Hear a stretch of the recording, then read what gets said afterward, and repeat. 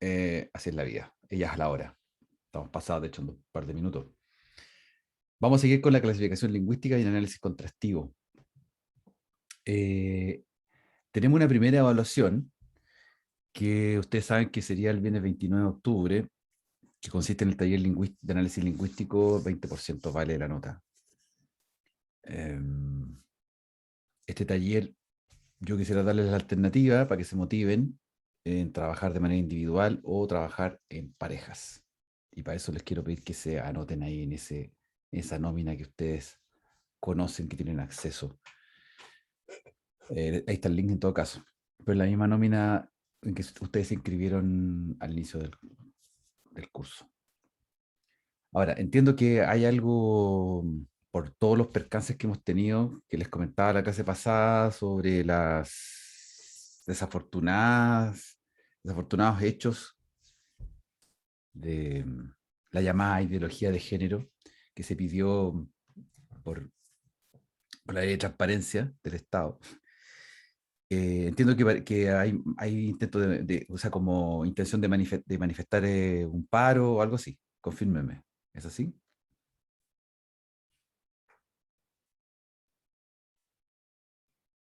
¿Saben eso ustedes? ¿Saben algo de eso?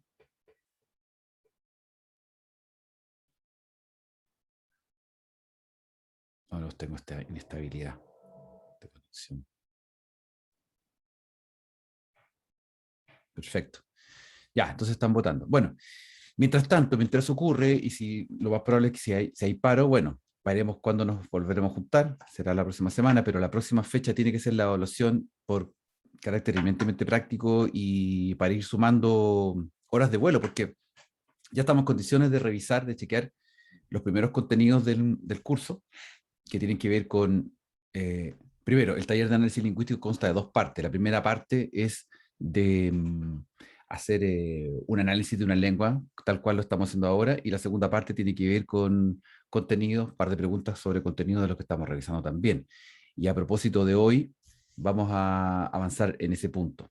Así que les pido por favor que para efectos de motivación personal, ustedes cojan la alternativa con la cual van a realizar el taller, sea este viernes o sea la clase que sea, de manera individual o de manera en pareja. Ahí se anotan, marcan si van a trabajar de forma individual y si van a trabajar en una pareja con alguien, también marquen ahí el nombre, apellido de la persona con la cual van a trabajar, que está en esa lista, en el compartido. ¿Ya? Por favor, háganlo hoy, de todas maneras. Bien, avancemos en la clase. Entonces, la primera parte de la clase lo que vamos a revisar es la tarea, o sí, la tarea de la segunda parte. La primera parte ya habíamos visto este ejercicio del malayo indonesio y lo que nos correspondía ver ahora ya es chequear esta segunda parte, hacer una traducción al inglés de esa expresión, Kudabagus y Nikudabali, hacer luego una traducción al malayo indonesio de esas tres oraciones.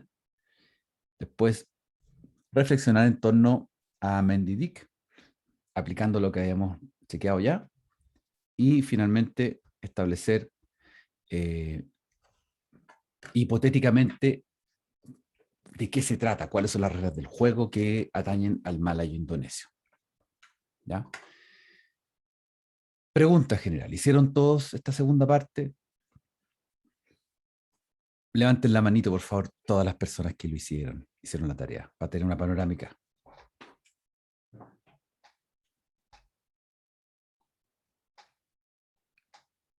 Una persona.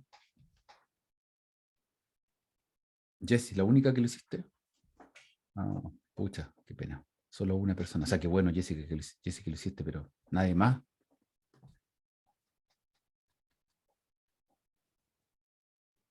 Bueno, se la vi.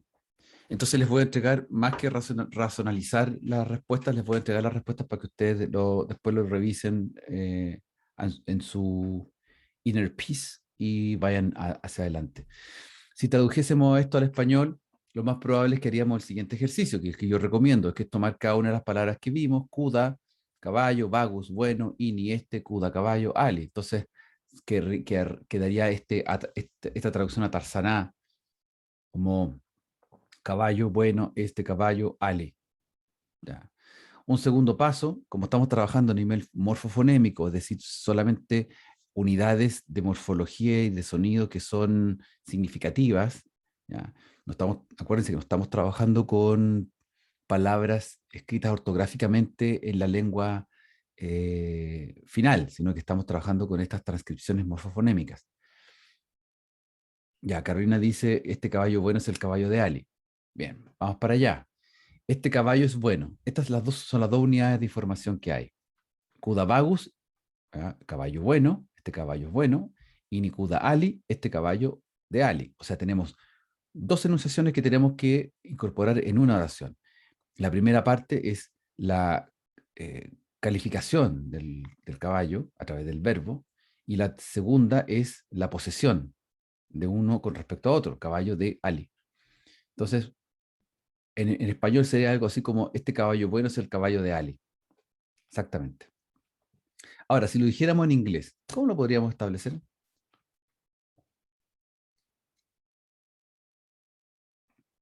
Carolina dice, this good horse is Ali's horse. This good horse is Ali's horse. Perfecto. Es Ali's horse, de Ali's horse. Y ahí está la otra alternativa, this good horse is Alice. Perfecto. Esa es la idea. O sea, el inglés lo que hace es simplificar de una manera extraordinaria, muy parecido a lo que es el malayo indonesio. Ojo, fíjense en eso, que es muy parecida la estructura de Kuda Bagus y Nikuda Ali a The Good Horse is Ali's Horse. Es muy parecido, muy, muy parecido. Nosotros en español tendemos a expandir más cada una de las dos partes de la oración. ¿Cómo sería traducir al malayo indonesio la mercancía de Ali es ropa?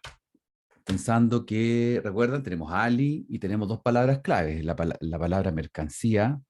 ¿Se acuerdan cuál era la palabra mercancía y cuál era la palabra ropa?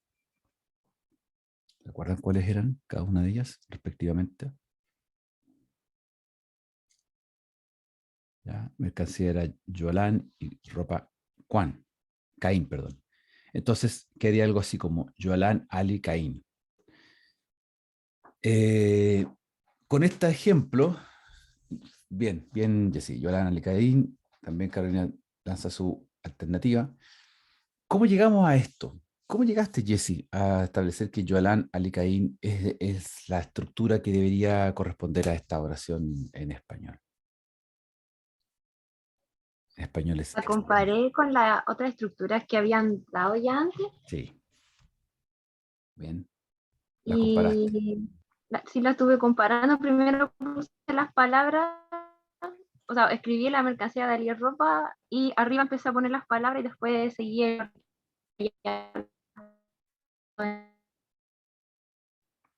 Ya, perfecto, ahí te me fuiste un poco, puede que esté yo con cierta inestabilidad de internet. Eh, lo que alcancé a escuchar, ¿me escuchan a mí?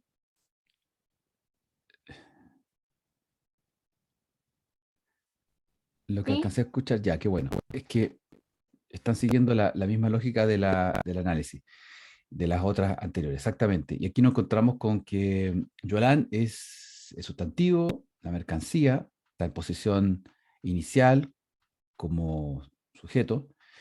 Ali es el sustantivo sobre el cual recae esta posesión, que es Yolan. Y después ropa, Caín, que está al lado derecho. Es decir, hemos trabajado con la posición natural de esto. ¿Cuáles son las implicaciones? ¿Cuáles son las hipótesis que podemos empezar ya a inferir con respecto al análisis de estos casos? Primero, que existe una regla de posesivo. Ya la posesión está marcada tal vez por la relación de posición de los sustantivos. ¿Ya? Si tenemos Yolan Ali, estamos queriendo decir que el primero, Yolan, pertenece al segundo, Ali. ¿Ya? Esa es como una regla posesiva que está apareciendo a partir de esta casuística, de este muestreo que hemos tenido del maya indonesio. Luego, la regla de la omisión del verbo ser parece ser como clave, ¿ya? Tanto en la oración, por ejemplo, en la C que está ahí arriba, como en esta que está acá. Ahora, el número 5 de los ejemplos es súper claro en eso. El Kudari Vagus nos permite ver que no existe, cuando tratamos de decir que algo tiene una calificación, es calificable, el verbo ser o estar no aparece, ¿ya? Lo cual está ratificando esta omisión del verbo ser. Ahora tenemos la siguiente, este es un buen caballo. este es un buen caballo. ¿Cómo podríamos traducirlo? Pensando que, a diferencia del otro, ahora el verbo ser está más a la izquierda. O sea, la relación sujeto-predicado del primero, la mercancía de Ali, versus predicado, es ropa. Ahora, el sujeto es este y el predicado es un buen caballo. Jesse dice, inicuda vagus. Muy bien, perfecto. Ahí está, eso es, inicuda vagus. Ah, yo puse otra alternativa, que ya les voy a explicar por qué, que es inivagus cuda. Pero básicamente la alternativa correcta es inicuda vagus. ¿Por qué? Por lo que acabamos de explicar. Ahora el ini, apareciendo al principio, es el pronombre. Se subentiende que después de este pronombre vendría el verbo ser, implícito. Cudabagus. Cudabagus, caballo bueno. ¿Por qué puse yo la siguiente alternativa? Porque en español, para efectos de nuestra interpretación, en español tenemos la opción de calificar, perdón, tenemos la opción de tomar el adjetivo calificativo y transformarlo en dos posibilidades. Una, dar una valoración o una especificación. Si nosotros decimos, este es un buen caballo, esa es una valoración. Pero si decimos que este es un caballo bueno, es una especificación. Tal cual lo decimos en hombre pobre, pobre hombre. La diferencia es esa. María.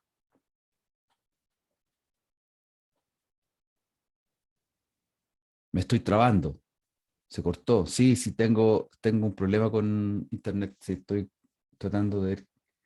Estoy desconectando algunas cosas y conectando otras. A ver, espérense un segundo.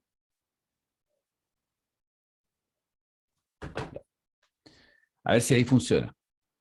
A ver si ahí me estoy escuchando mejor. Ahí me dicen por el chat si no. No, entonces sigue Digamos, dando la clase. Bien, ahora. Volví. ¿Estamos listos entonces? Ahí estoy. Ahí estoy. Me voy a conectar por otro lado. Escucha. ¿Me escuchan?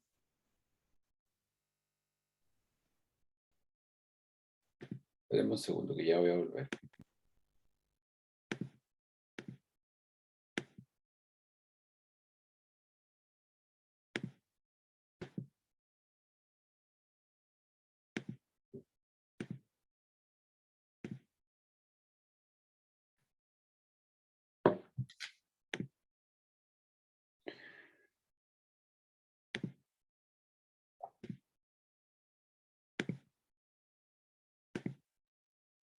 ¿Me escuchan ahí ahora? Ahora sí, profe. Ya, gracias. Qué bueno. Sí, estamos con algunos problemas aquí de internet. Bueno, les comentaba eso sobre el ejercicio sobre el buen caballo, que hay dos posibilidades que son válidas desde el punto de vista de la traducción en español. Después, este caballo es bueno. Ahora nos encontramos con que el sujeto está en este caballo y el predicado es bueno. ¿Cuál sería la alternativa para ese? Cuda iribagus. Perfecto. Excelente. Eso es. Cuda iribagus. Tenemos la regla del adjetivo demostrativo posterior al sustantivo. Cuda ini. Fijan. Bueno, estas son entonces conclusiones. Si ustedes han hecho el trabajo, van paso a paso, se van a dar cuenta que a medida de analizar cada uno del muestreo, van apareciendo hipótesis que tienen que ser demostrables. Y ese es el análisis lingüístico propiamente tal que estamos revisando en esta primera parte. Si Mendidic corresponde a la noción de educado, ¿cuál es el significado para Pendidic? Educador. Educador, perfecto. Por el carácter adjetivo del pen. ¿Y Dirican?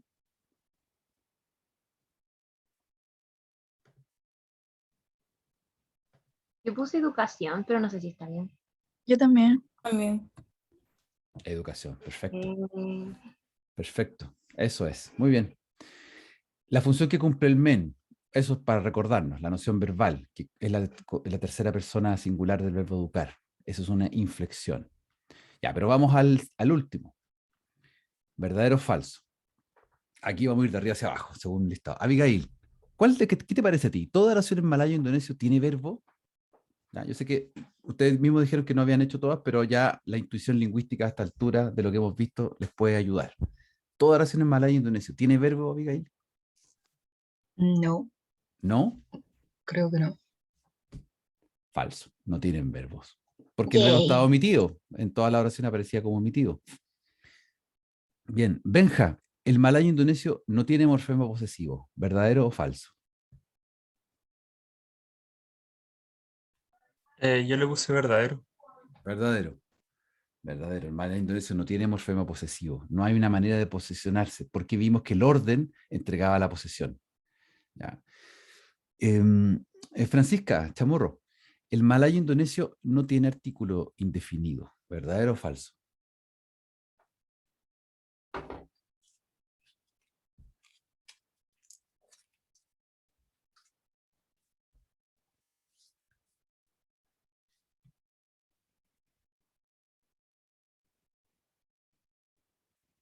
Diana, el malayo indonesio no tiene artículo indefinido.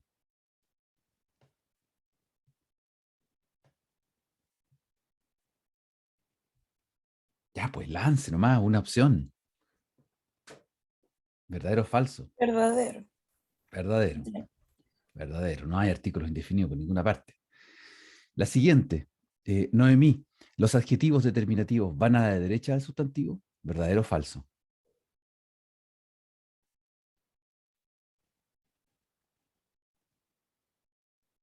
Los adjetivos determinativos van a la derecha del sustantivo, ¿verdadero o falso? Espérame, es que estoy un poco confundida. ¿Cuál era determinativo? Van a la derecha del sustantivo, ¿verdadero o falso? Mira, Ah, mira el muestreo. Si son, estas son afirmaciones que se obtienen solamente de la observación y a la de la derecha evidencia. sí, sí, verdadero. Verdadero. Van a la derecha. Perfecto. Sí. Kudaini, por ejemplo. Kudaini, este caballo. Bien, y la última, de Javiera Pizarro. Los determinantes de sustantivo son variados.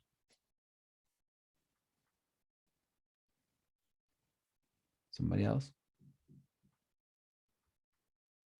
¿Verdadero, dice Javiera? Falso. No, no son variados. Son un determinante que va fijo a la derecha cuando sé que aparece. El ini. El ini y el itu.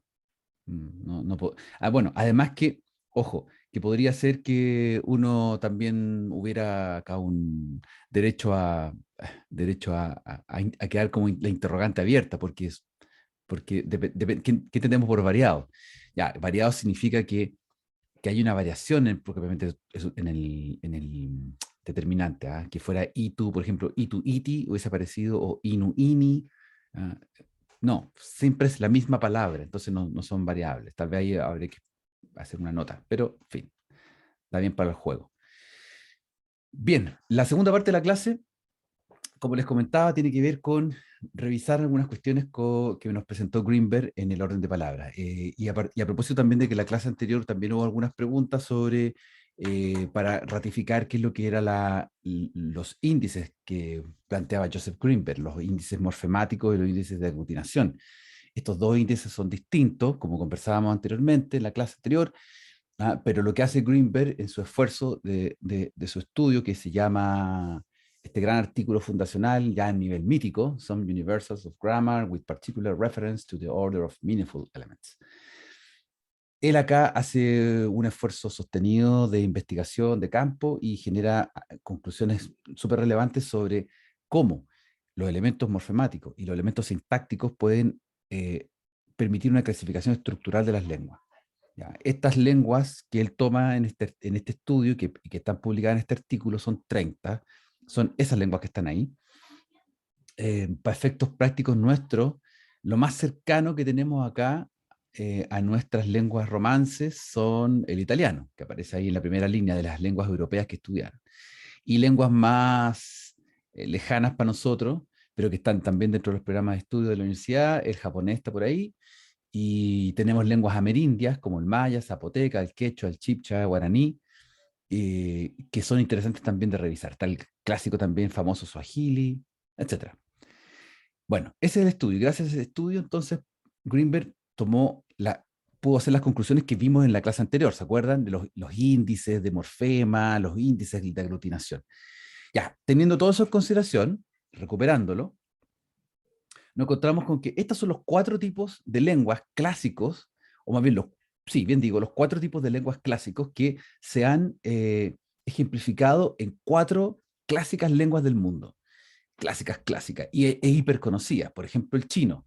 El chino se considera la mejor lengua para poder ejemplificar el tipo 1 de clasificación, que es el tipo analítico. ¿Ya? El tipo analítico es un tipo de lengua que permite una confluencia del índice morfemático y el índice de aglutinación. Nos permite explicar esto. La frecuencia de aglutinación de los morfemas es súper baja. O sea, esto quiere decir que no tenemos acá en el chino una cantidad de morfemas que se aglutinen, o sea, que vayan, por ejemplo, a la derecha de un sustantivo y que vayan sumándose. Lo que tenemos acá es cosas como esto. Ahí tenemos un mismo morfema que está significando de 2 maneras distintas, pero que está inalterable en la oración 1A y la oración B. Están alterables, sí mismo morfema. Fijan, en la primera nos encontramos con que la letra A, los caracteres chinos, la transcripción, luego una especie de glosario, descend, horse, enter, chariot, middle, y después una traducción lo más lingüística posible, he got off the horse and got into the chariot. ¿Ya? Entonces, así cada uno de estos ejercicios van funcionando y van mostrando. Estos ejemplos están extractados del capítulo 1 de Liobin, que yo les asigné como lectura complementaria. Así es que es algo que ustedes pueden consultar con más detalle ahí. Yo acá estoy haciendo un hiper resumen para que estemos todos conectados. Fíjense después entonces que las particularidades sustantivo persona aparecen en función adverbial acá, sin marca morfémica que lo indique, sin alguna intención gráfica. Luego, acá tenemos un ejemplo de orden oracional, sujeto, complemento directo, complemento indirecto. Básicamente, entonces, nos encontramos con que una lengua analítica no tiene afijos reales, o sea, todos son morfemas raíces, salvo una excepción que aparece ahí, ¿ya? Porque las lenguas no son matemática pura, sino que tienen ciertas variantes. Ahora bien, dentro de la forma de manifestar los morfemas, el chino o la lengua analítica no tendrían las variantes alomórficas clásicas que tiene el inglés o que conocemos nosotros a través del español, como casos como impersonal, innombrable, desorden en vez de orden, desorden, como establecer que existen morfemas que permiten tener estas variantes de sonido y variantes funcionales. Eso no hay. Entonces, una de las características fundamentales de la lengua analítica es que parece ser que dentro de este continuum de morfemas, los morfemas están como, entre comillas, cortados, no tienen variantes, no tienen variaciones, no se agrupan en torno a un centro focal, sino que hay que aprender un repertorio de morfemas que luego van tomando, a partir de las reglas de enunciación sintáctica, van tomando forma y van siendo un eje de enunciación lingüística para el hablante nativo. Ya, este tipo de lengua es bien difícil para nosotros, por la manera en que se estructura. El segundo tipo de lengua es la aglutinante. Aglutinante propiamente tal. O sea, dentro de los índices de aglutinación se habla de la sintética aglutinante, por antonomasia. Y esta, para ejemplificarla, nos encontramos con el turco como la lengua ícono de esto. Y la caracterización de la aglutinación es que nos encontramos con secuencias largas de morfemas, donde aquí sí que hay una raíz, y esto es muy parecido al español y a las lenguas romances, en que sí hay una raíz y hay una serie de sufijos a la derecha que llevan significados, por ejemplo, de número, de tiempo, de persona. ¿Ya? También elementos como el aspecto. El aspecto es algo que también funciona igual que el español. Lo que pasa es que nosotros en español nunca hablamos mucho del aspecto, pero sí lo usamos muchísimo. Por ejemplo, cuando decimos el aspecto perfectivo o imperfectivo. Hablamos de aspecto perfectivo cuando decimos yo he desayunado, y aspecto imperfectivo cuando digo yo desayunaba, que es el pretérito perfecto y el pretérito imperfecto. Básicamente es eso. Bien, y los casos función que se ven más bien se ven en latín, en el español no lo vemos tanto. Existen, bueno, en español, en inglés, existen esas palabras que se combinan y que se arman. Acá no tenemos ese tipo de combinaciones. Entonces, fíjense acá, nos encontramos con la primera oración, letra A, ¿ya? Donde está la oración ahí escrita, transcrita en turco, y transcrita morfológicamente, se compone de esas enunciaciones, koni, koin, den, chuk, ma, mush, kolyi, bu, mesele, leri, analari, mum. ¿Ya? Y cada una de estas partículas tiene su traducción ahí, que yo he marcado con colores, para que ustedes distingan esos colores. Entonces, se nota cada una de las, fíjense, el eje que la palabra koi, village, jung, come, call, de nuevo, village, bu, como demostrativo proximidad, mesele, problema, and la, understand. Cada uno de ellos entonces tiene acá, ustedes pueden ver el listado hacia abajo, los tipos de morfema que están anexados, amalgamados con esta base fundamental. Entonces, obviamente, el turco para nosotros también nos produce ciertos conflictos porque una lengua de este tipo, con este tipo de aglutinación tiene mucha información a la derecha. Fíjense en el chino, la comparación chino con turco. Nos encontramos con que el chino clásico, analítico, ya, ma, ru, che, zong, descender caballo, entrar carro medio. Ahí está la traducción idiomática después.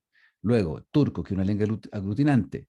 Ev, ler, im, is, donde ev, casa, ler, plural, im, posesivo de primera persona, is, pluralizador de posesivo, den, desde, yel, volver. Y fíjense que al lado de volver a la derecha nos encontramos con el negativo, el progresivo, el pasado y la primera persona a la derecha. Nosotros nunca ponemos la primera persona a la derecha. Puede estar en un verbo, en una desinencia, pero no la ponemos a la derecha, tratamos de ponerla al principio.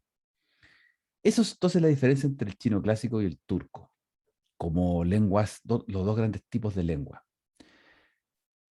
El tercer tipo es la lengua llamada fusional, sintética, inflexiva, donde el ejemplo clásico lo tomamos del latín. Ahí aparece la oración filius patrem amat, en que filius, padre, su terminación us nos indica que es un acusativo, o acusativo llámese objeto directo, según la nomenclatura latina. Hijo, nominativo, que implica ser el sustantivo, el sujeto, perdón, y amat, donde está el verbo amar, perdón, con tercera persona at, tercera persona singular de presente en indicativo. Por lo tanto, el hijo ama al padre, es la traducción precisa de eso. En el latín no importa el orden. ¿Por qué? Porque se da a través del caso función. El caso función implica que la partícula us en filius, em en patrem y at en amat nos entregan todo el significado. Pues bien, esto es lo más parecido que tenemos a nuestras lenguas romances. Así es que este sería el tipo de lengua en la cual nosotros nos movemos. Cuando hacíamos la pregunta en la clase anterior de qué es lo que el español, a qué lengua, a qué tipo de aglutinación se parecía, bueno, acá está la respuesta a esa pregunta que hicimos. ¿Ya? La frecuencia de aglutinación de morfemas es bastante moderada, ¿ya? A pesar de que también podemos tener muchos morfemas, pero generalmente tenemos 2 o 3 morfemas nomás en cada palabra, lo que hace ser una lengua moderada desde ese punto de vista. No así con la polisintética, que es el cuarto tipo, en donde el ejemplo clásico es el esquimal o el yupink. ¿Ya? En la polisintética tiene muchos morfemas. Fíjense que la estructura en la letra A, la estructura de una oración es básicamente una palabra a la que se le anexan muchos elementos. Si bien tenemos acá la traducción idiomática, he can probably make big boats too, ¿ya? Nos encontramos con que la estructuración de la palabra es, fíjense, está el sustantivo boat, que es el objeto de la acción, boat, big, make está el verbo, be, able, probably, un intransitivo, tercera singular, indicativo, also. O sea, aquí nos encontramos con que la manera en que están estructuradas estas oraciones en este tipo de lengua va más allá de lo que nosotros hemos visto hasta el momento. Y es por eso que a las polisintéticas se les llama también incorporantes, porque incorporan en la mitad, en el medio, incorporan como afijos, como elementos de significación. Es como cuando veíamos unas clases atrás en que Jackendorf nos decía que, ¿se acuerdan? Que existían como palabras que metía God, goddamn, fuck off, o no sé, como cosas donde metía algo entre medio para generar una exageración. ¿Ah? Perdón, puse con ese garabato entre medio porque me acordé rápido, pero era en el fondo, ¿se acuerdan de eso? Nosotros en español también lo hacemos, de repente metemos entre medio de una palabra una partícula. O sea, es algo natural en la lengua, pero la polisintética lo hace como regla. Bien, pregunta, comentario hasta acá. ¿Se entiende la clasificación de los 4 tipos? ¿Lo habían podido revisar antes en el texto?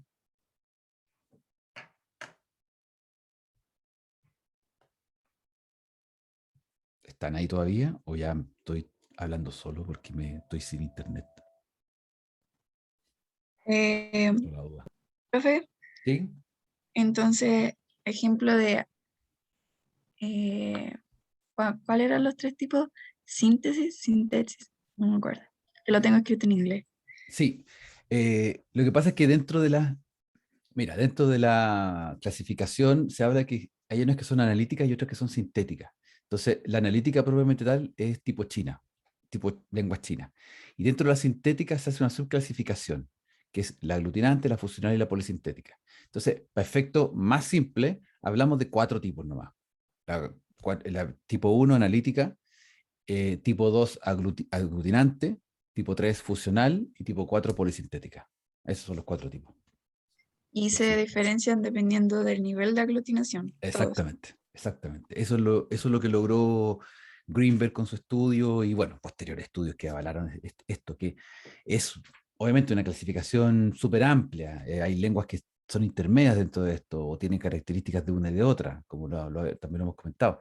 Pero básicamente esto nos da un mapeo bien general de cómo se comportan las lenguas. Entonces ya sé que hay lenguas que van a ser una tendencia polisintética súper fuerte, otras aglutinantes, otras fusionales, como las lenguas romances, por ejemplo. Todas las lenguas romances son fusionales, se comportan más bien así. El alemán no, el alemán es aglutinante, es como el turco. Por eso nos cuesta aprender el alemán. Por eso no nos cuesta aprender inglés. El inglés es mucho más fusional. Japonés es aglutinante también. Pero también es un aglutinante especial. ¿Qué pasa con el coreano? También el coreano tiene cierta dosis de aglutinación, pero dicen que es más fácil aprender coreano que japonés. Bueno, en fin. Pero dentro de estos parámetros se mueven las lenguas del mundo. Eso es lo interesante. Profe, pero una duda que no entendí. El aglutinante no es el que tiene mayor nivel de aglutinación, ¿cierto? Claro, lo que pasa es que, buena pregunta, porque voy a indicarlo de nuevo. Mira, cuando habla Greenberg de los niveles cuando habla de los índices morfemáticos, índices de aglutinación, es una clasificación general. Todas las lenguas tienen morfemas que se agrupan y que permiten que las lenguas o sean muy chiquititas de su enunciación, o sea, morfemas muy definidos, o morfemas que tienen cosas para los lados, para la izquierda y para la derecha, que se van sumando. Entonces, a uno de las 4, a uno de los 4 tipos de aglutinación le llamaron la aglutinación per se, como la aglutinación por excelencia. Por eso aparece ahí arriba nuevamente el nombre de aglutinación. O sea, se le llamó también a uno de los tipos de aglutinación la aglutinación por antonomasia, a la aglutinación donde aparece un morfema y a la derecha una serie de sufijos que van sumándose. O sea, como que de ahí se tomó el eje para poder clasificar a los 4 tipos. No sé si me explico. ¿Se entiende eso? ¿Te acuerdas que la clase pasada hablábamos que al lado izquierdo aparecía la analítica, sintética y polisintética? Entonces, para poder hacer una explicación concreta sobre eso, al estudiar esas 30 lenguas, Greenberg logró descifrar que existían 4 tipos. Desde la analítica propiamente tal, donde no hay 0 aglutinación, 0, la analítica, a aquellas que empiezan a analizar de menos a más, aglutinar de menos a más. Entonces nos encontramos con que hay una que es la aglutinante por antonomasia, que es tipo turco, donde aglutina muchísimo. Hay otra que es la fusional, donde hay bajo nivel de aglutinación, y hay otra que es la polisintética, donde ya esto se desmadra, se desborda. O sea, ya no solamente hay aglutinación, sino que además hay un fenómeno que es la incorporación de sustantivos, la incorporación de morfemas al interior de sustantivos y al interior de verbos. De eso no se preocupen porque eso lo vamos a ver con detalle después cuando hablemos de las polisintéticas más adelante. Hay una clase en que vamos a revisar eso y vamos a ver ejemplos, porque es más complejo. Pero la panorámica ahora que me interesa es que puedan tener estos 4 tipos. Además están en el libro, pueden echar una mirada ahí para poder explicar. Carolina, ¿te quedó más claro o no? Ahora sí, la verdad. Ahora sí que sí. Bacán, muchas gracias. Bueno, vamos a hablar entonces ahora, hacer un poco de ejercicio con el persa, en lo que nos queda de clase. El persa es una lengua que está por ahí, ubicada en estas zonas terribles, zonas donde se inició la humanidad y hoy día donde tenemos conflictos terribles, terribles. Pero vamos nosotros a hablar de lenguas. Y primero vamos a tratar de no confundir el persa con el árabe, porque sobre todo en lo que pasó en América Latina, que con migraciones desde el siglo XVIII, XIX, muchos 19 y principios del 20, y en particular a Chile llegaron muchos persas y árabes, y se los confundía, y turcos se los confundía, entonces siempre como que el turco y el árabe y el persa eran como lo mismo, y no se entendía. Bueno, aquí en este video cortito que seleccioné aparece esa explicación. ¿Cuál es la diferencia entre el árabe y el persa?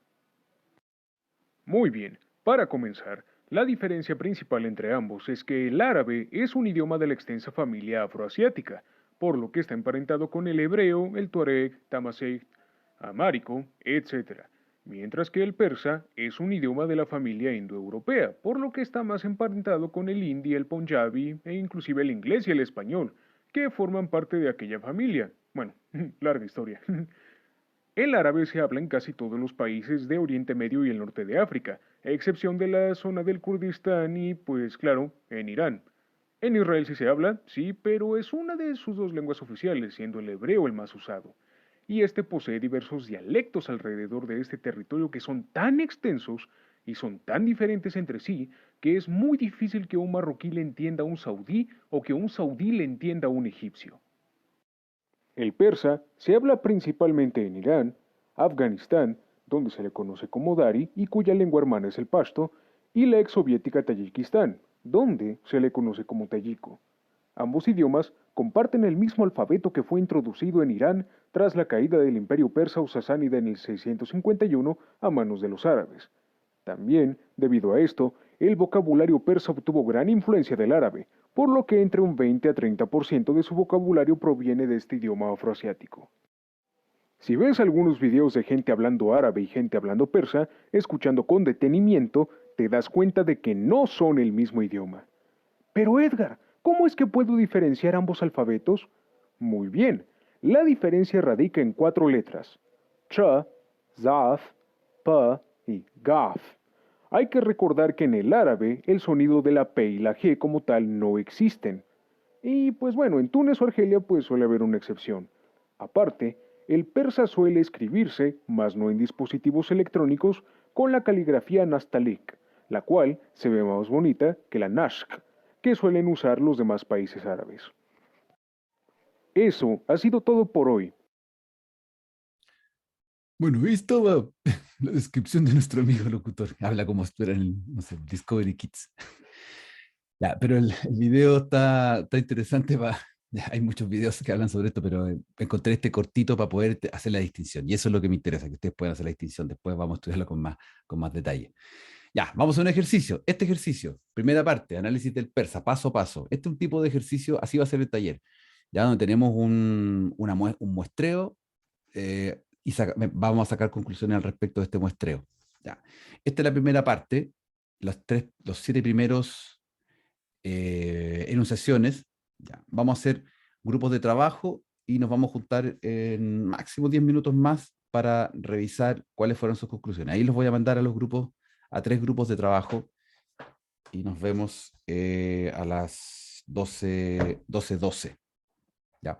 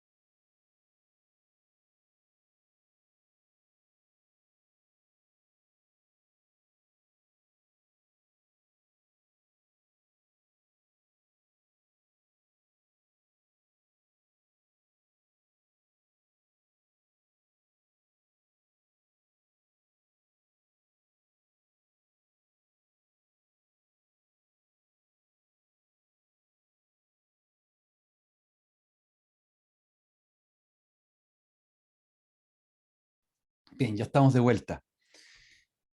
¿Qué tal? ¿Cómo les fue? ¿Más difícil, menos difícil que el otro? Sí, está bien complicado, la verdad. Mucho Sí, más difícil. más difícil que el anterior, ya. Pero está más ordenado que el anterior, ¿o no? Porque, No, ¿no? ¿No? preferí el anterior. Y comparado al húngaro, Sigo prefiriendo el húngaro. sí, prefiero el húngaro, más orden. Nada que decir con los húngaros. Ya, entonces, a ver, veamos. Empezamos por el grupo 3, Carolina, Javiera, Jessy. Si ustedes tomaran el número 1 y el número 2, Maen Mijunaem y el 2, Shoma Ketá Mijunin, ¿qué hay ahí? ¿Qué identifican? El Maen lo dejamos como el pronombre yo. Ya, perfecto. Toma el pronombre tú. Shoma el pronombre tú, perfecto. Entonces ya tenemos los pronombres que están al principio y el resto es parte de la oración, ¿cierto? ¿Y qué nos encontramos primero con Mijunaem, la número 1? Eso, lo que puso la Javiera en el chat, Jun que es leer, leer, el mi equivale al gerundio, al ing, ¿ya? y Bien, el am era cero estar en primera persona. perfecto. Cero estar en primera persona, parece ser eso, ¿cierto? Claro, o sea, viene con una disidencia, el verbo está con una disidencia y el mi aparentemente tiene la función de ser el ing, de ser el gerundio. Eso vamos a tener que corroborarlo, pero es la primera hipótesis. 2, Shoma Ketab Mejonim, nos encontramos con que exactamente igual, Shoma y Mejonim se corresponden. Ahora, cambiaré la desinencia entonces en el segundo, ¿cierto? In sería la desinencia de la segunda persona singular, Mm, ¿cierto? y Y que tal, Ketab aparece como una nueva Sustantivo. palabra. Ya, ahora, grupo 2, Antonia, María, Noemí. Si tomamos el número 2 y el número 3, Shoma Ketab Mijonin versus 3, Shoma Ketabro Nahundin, ¿qué hay de diferencia? ¿Qué es lo nuevo que aporta el número 3? Tenemos la negación en el 3 con Ketabro, el verbo de negación de que no se realizó la acción. No hay una realización de la acción, exactamente En la 2 claramente sí la hay, entonces Ketab Sí. sería lo positivo al haber hecho la acción. Claro, al estar leyendo. La primera es positiva, la tercera es negativa. Shoma Ketabro Nahundin. ¿Dónde puede estar la noción de negatividad en la número 3?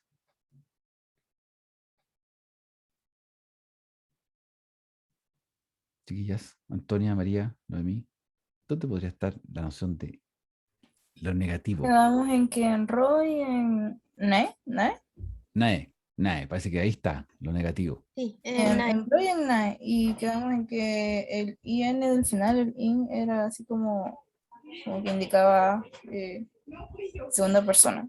Sí, exactamente. Exactamente, eso es lo que decíamos. ¿Por qué la segunda dice que tap? ¿Por qué la segunda y la cuarta dicen que tap y la tercera es que tapbro? ¿Cuál es la diferencia? ¿Podrían dar esa diferencia al grupo 1? Abigail, Benja. Es por el sustantivo definido e indefinido. En el Ya, 2 está indefinido y en el 3 está definido, con ya, the book, el otro es a book.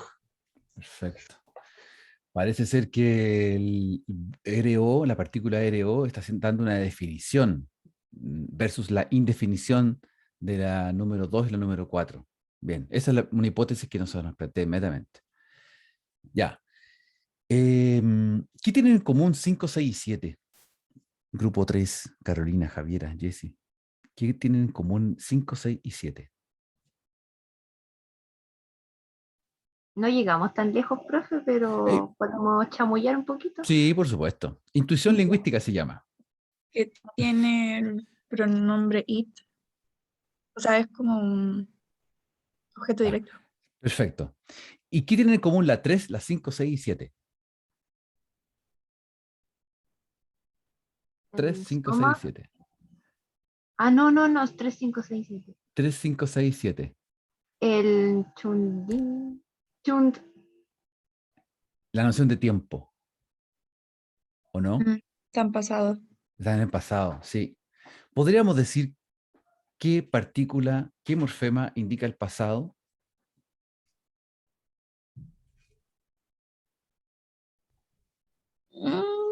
Ajá, ¿viste? Esto es comparación. Es ¿Será como, la mira, D? La D. la D, exactamente. La D es el elemento de pasado, porque así, si ustedes miran, no tenemos idea de persa, pero si ustedes miran en la muestra, nos damos cuenta que las que están en positivo no tienen D. Y ya identificamos el componente que lleva el verbo. Por lo tanto, nos encontramos con que Jun es la base verbal y a Jun se le están anexando cosas a la izquierda y a la derecha. Las que tienen que ver, las que están a la derecha al final, por lo menos las primeras 4, son la representación de la marca de la persona, excepto en la 3, donde la D, Nehundin, la D está marcando pasado. Y vimos que en la primera, en la segunda, el mi, parece que están planteando el gerundio, parece, al parecer. Y en la 3 y en la 4, ¿por qué es Nae-Hundin y la 4 es Nemi-Hundin, Nemi-Hunaem? ¿Por qué la diferencia entre Nae y Ne? Porque cambia el sujeto. ¿Sí? Y en la 5 aparece Nae también. Y ahí se contradice con la 4. Oh, ¿por qué? ¿Por qué Nae? Nae, Changos. Ne, Nae. Excepciones existen en todos los idiomas. Sí, pero aquí hay una regla que está clarísima. Parece que es regla. O sea, tenemos dos tipos de negaciones. Nae, Ne, Nae. ¿Por qué? ¿Quién lo está viendo? Ah, porque una es con el auxiliar. ¿Ah? No. ¿Cómo?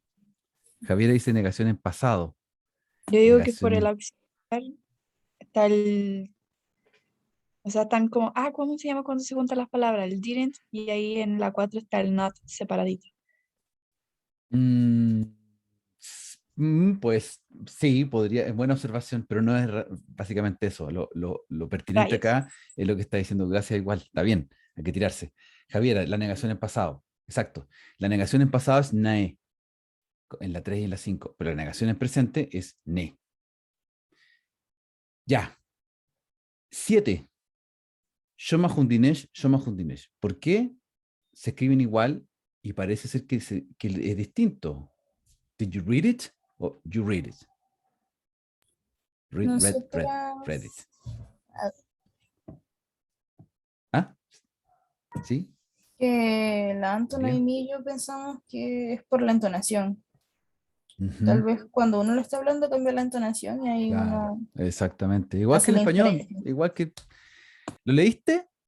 Lo leíste. Lo mismo, exactamente lo mismo. Ya. Y la aparición de la ES en 5, 6, 7 podría estar dándonos... buena pregunta. La sin interrogación en persa. Sí, sí debe tener, pero no, para efectos de este ejercicio no era relevante porque había que mostrar la diferencia, o sea, había que mostrar que la entonación era lo importante. Ya, miren, se nos está acabando el tiempo. Les voy a dejar como pauta de revisión del ejercicio esto. Aquí está cada una de las expresiones que están a la izquierda, están con sus observaciones a la derecha, los comentarios. Lo que ustedes pueden, lo que hemos hecho ahora informalmente, así bien rápido. Acá está, se los entrego ordenado, como cuando uno empieza a hacer una explicación, mira, apareció la segunda persona con el pronombre Shoma, y hay una concordancia gramatical, etcétera, etcétera. Ahí está en la número 1, 2, 3, 4, 5, 6, 7. Ya están cada una de las explicaciones. Lo que va a quedar de tarea va a ser esta segunda parte, desde la B hasta la E. ¿Ya? Eso se los dejo de tarea, y también de práctica. También les voy a dejar en la presentación otro ejercicio de práctica y bueno, entonces, para efectos de la prueba, entonces el taller, ustedes por favor inscríbanse hoy día, si van a trabajar en forma individual, o en pareja, como les decía al comienzo de la clase, para que se motiven, y inscríbanse hoy, porfa, y si tenemos la prueba el viernes, será el viernes. Si hay paro y no hay, no hay prueba, pasa para la siguiente clase el taller. ¿Ya? Pero básicamente es eso. Cualquier duda, pregunta, por supuesto, como siempre, me pueden escribir, no hay problema. ¿Ya? Bien, pues, que tengan un buen inicio de semana, que salga todo bien, bonito. Chao. Gracias. No, profe. Gracias, profe, cuídese. Igualmente, Chao. chao. Esté bien. Igual, chao.